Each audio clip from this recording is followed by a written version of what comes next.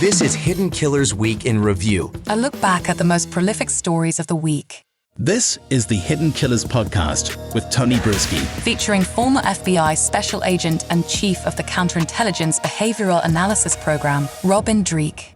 Chaos continues in the upcoming trial, possibly, of Richard Allen. Right now, the investigation still going on and still trying to figure out exactly who's going to be presiding over the court and what sort of attorneys will Richard Allen have. Those are two things that are up on the docket right now as Judge Gull is being put under a bit of a microscope for some of her actions recently, denying allegations that she rejected the request to remove her from the case.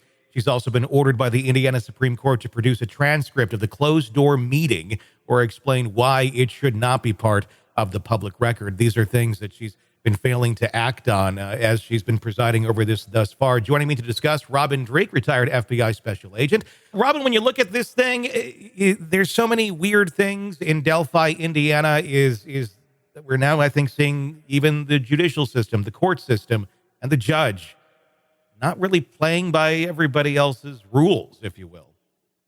Yeah, and I'm with you, Tony. When chaos, and I apply this to every aspect of every case and every aspect of my own life, and that is when you have so much chaos and things become even more complicated, that's when you got to take a step back because there's unhealthy things going on. And we don't know where they're at because it looks like it's everywhere. And we've seen this with unfortunately, a number of cases across the country where we're asking ourselves, should people be removed, reinstated? And that means the system has failed. And when the system has failed, we got to start from the grassroots and the bottom again and get objectivity in there. And I think hopefully that the state taking a look at, the appeals court taking a look at it will slow things down and really think in terms of the most important things right now. And that is the subject that's under arrest and the victims, the families.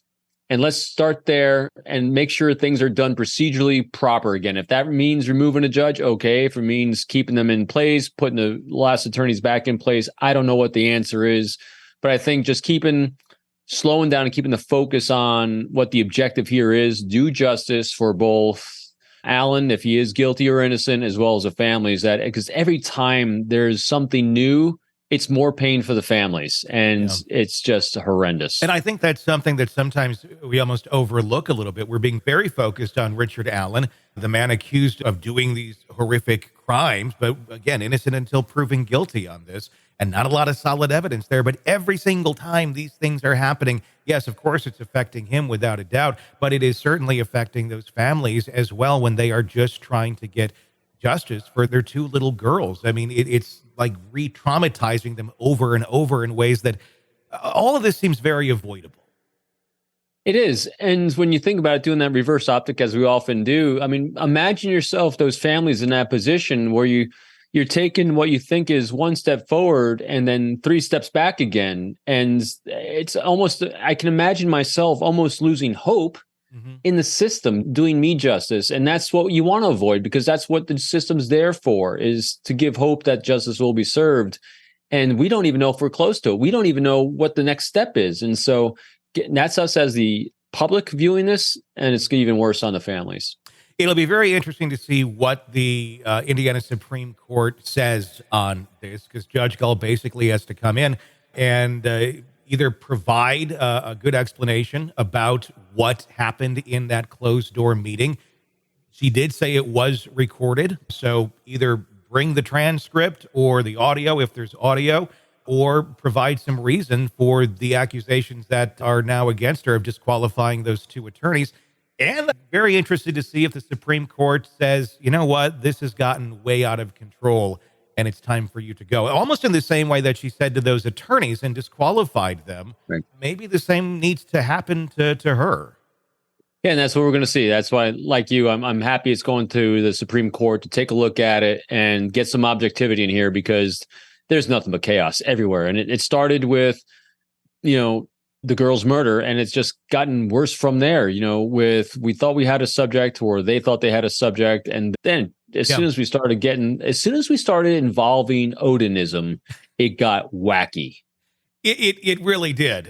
And the more wacky it gets, the more you start to wonder, is there something to that? I don't know if there is, or if this is all just a real string of weird coincidences and just more so bad management and bad leadership. There's something. I think when you don't know what it is, you can kind of reverse it and say, well, there's something. Because you're right. As soon as they introduced that one aspect that the defense did on Odinism, that's when things really started getting wacky. And it's not that necessarily got wacky over Odinism, because remember, we are seeing such a very small picture of the whole. Yeah. And we don't know what the prosecution has, because generally in these things, it's the defense that is kind of throwing things out there for public opinion and things like that. And we've seen that with other cases. But it has gone sideways, not just from the defense's side point, but now we're involving issues with judges and correctional institutes. I mean, there's complete chaos. Everywhere you turn, there's something new that pops up. Every week we say, wow, I didn't expect that one. Yeah. That's not a healthy functioning system for whatever reason. I don't think we know truly what's going on yet. Be interesting to see if we get any answers in the coming weeks, or if we just go down more crazy paths.